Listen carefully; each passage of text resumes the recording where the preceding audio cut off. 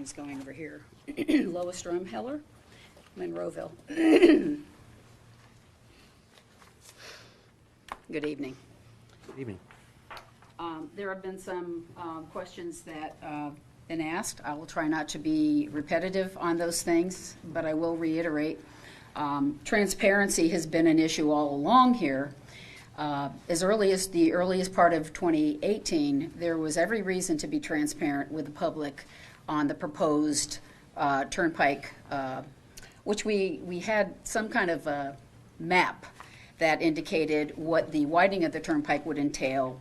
It was dated November the 12th, 2015. Is that the most current from the turnpike? Ron, you'd know that answer.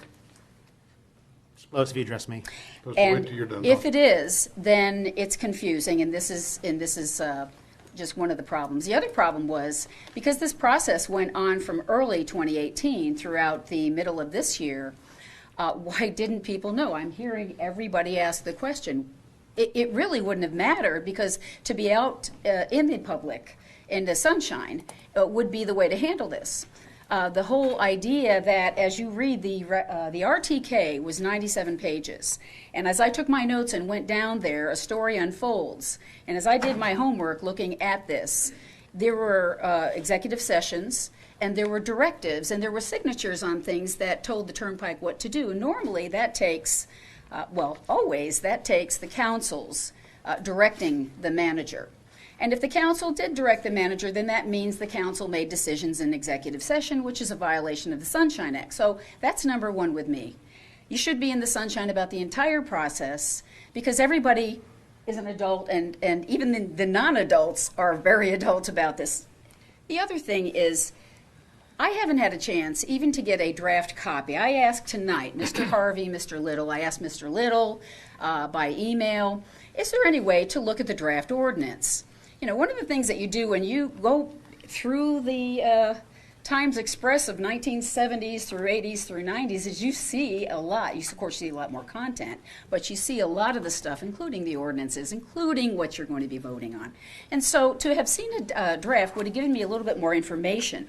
For instance, in setting up this ordinance, and I know you're not going to answer this now, and I really expect you to answer this before the meeting is done, and that is whether or not you've set up any, as a provision of this ordinance, an escrow agent with an escrow account, so that the proceeds coming from the sale to the turnpike of Bel Air Pool would be set aside, setting it up just like it's been done in the past. Now, what I heard last month, I believe, correct me if I'm wrong, was that there was going to be a line item that was going to be set aside in the budget. Now, anybody who's done a budget, and I have, knows that line items come and line items go.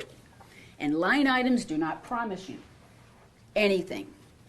What does is an escrow account and designated areas such as Gateway Heights, such as Haymaker Swim Club, such as Park Swim Club, such as Garden City Swim Club, and actually have those designated proceeds go, and even develop criteria.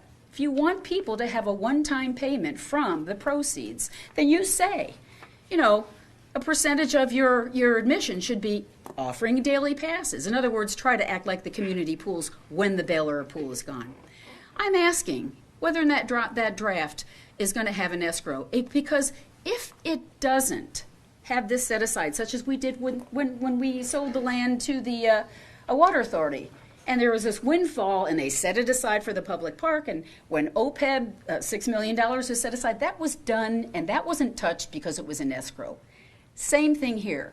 If you are a serious council, you will put that in escrow.